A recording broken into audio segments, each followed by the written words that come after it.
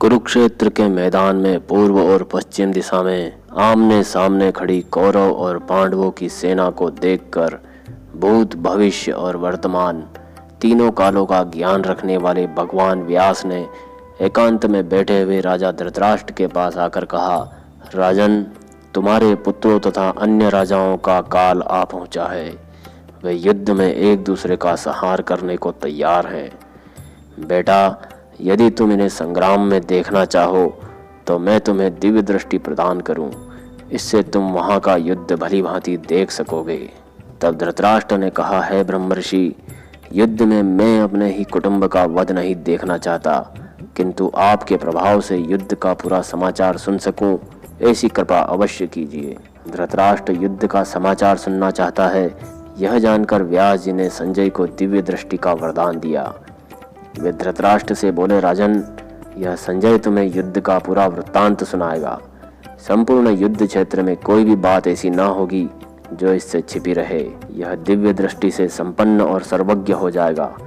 सामने हो या परोक्ष में, दिन में हो या रात में, अथवा मन में सोची हुई ही क्यों न हो, वह बात भी संजय को मालूम हो जाएगी। इसे शस्त्र नहीं काट सकेंगे, परिश्रम कष्ट नहीं पहुंचा सकेगा, तथा यह इस युद्ध से जीता जागता निकल आएगा। मैं इन कौरवों और पांडवों की कीर्ति का विस्तार करूंगा, तुम इनके लिए शोक न करना। यह देव का विधान है, इसे टाला नहीं जा सकता। युद्ध में जिस ओर धर्म होगा उसी पक्ष की जीत होगी। महाराज, इस संग्राम में बड़ा भारी संहार होगा, क्योंकि ऐसे ही भय सूचक अपशगुन दिखाई देते हैं। दोनों संध्याओं की वेला में बिजली चमकती है और सूर्य को तिरंगे बादल ढक देते हैं। ये ऊपर नीचे सफेद और लाल तथा बीच में काले होते हैं। सूर्य, चंद्रमा और तारे जलते हुए से दिखते हैं। दिन रात में कोई अंतर नहीं जान पड़ता। यह लक्षण भय उत्पन्न करने वाला है। कार्तिक की पूर्णिमा को नील कमल के समान रंग वाले आकाश में चंद्रमा प्रभाहीन होने के कारण कम दिखता था। उसका रंग अग्नि के समान था। इससे यह सूचित होता है कि अनेकों सूरवीर राजा और राजकुमार युद्ध में प्राण त्याग कर पृथ्वी पर शयन करेंगे। प्रतिदिन सुअर और बिलाव लड़ते हैं और उनका भयंकर नाद सुनाई पड़ता है। देव मूर्तियां कांपती, हंसती और रक्त वमन करती है तथा अकस्मात पसीने से तर हो जाती है और गिर पड़ती है। जो तीनों लोकों में प्रसिद्ध है, उस परम साध्वी अरुंधति ने इस समय वशिष्ठ को आगे से पीछे कर लिया है। शनैश्चर रोहिणी को पीड़ा दे रहा है। चंद्रमा का मृग चिन्ह मिट सा गया है। इससे बड़ा भारी भय होने वाला है। चारों ओर बड़े जोर की आंधी चलती है। धूल का उड़ना बंद ही नहीं होता।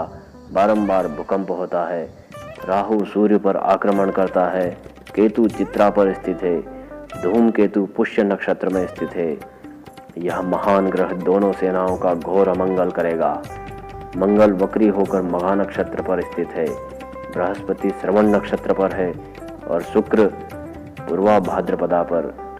पहले 14, 15 और 16 दिनों पर अमावस्या हो चुकी है, किंतु कभी पक्ष के 13वें दिन ही अमावस्या हुई हो, यह मुझे स्मरण नहीं। इस बार तो एक ही महीने के दोनों पक्षों में त्रयोदशी को ही सूर्य ग्रहण और चंद्र ग्रहण हो गए हैं। इस प्रकार बिना पर्व का ग्रहण होने से ये दोनों ग्रह अवश्य ही प्रजा का संहार करेंगे। पृथ्वी हजारों राजाओं का रक्तपान करेगी।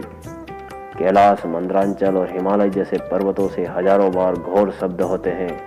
उनके शिखर टूट टूट कर गिर रहे हैं और चारों महासागर अलग अलग उफनाते तथा पृथ्वी पर हलचल पैदा करते हुए बढ़कर मानव अपनी सीमा का उल्लंघन कर रहे हैं।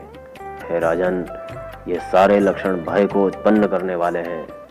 कुछ इस प्रकार से भगवान वेद व्यास ने संजय को दिव्य दृष्टि देने के साथ धृतराष्ट्र को समझाया भी था कि अभी भी समय है, वह पांडवों को अपना राजपाट लौटा दे और इस भयानक होने वाले युद्ध से बच निकले। इसमें सभी का मंगल होगा। दोस्तों, यह जानकारी अगर आपको अच्छी लगी हो तो वीडियो को लाइक, शेयर करें और चैनल को सब्सक्राइब करें। धन्यवाद।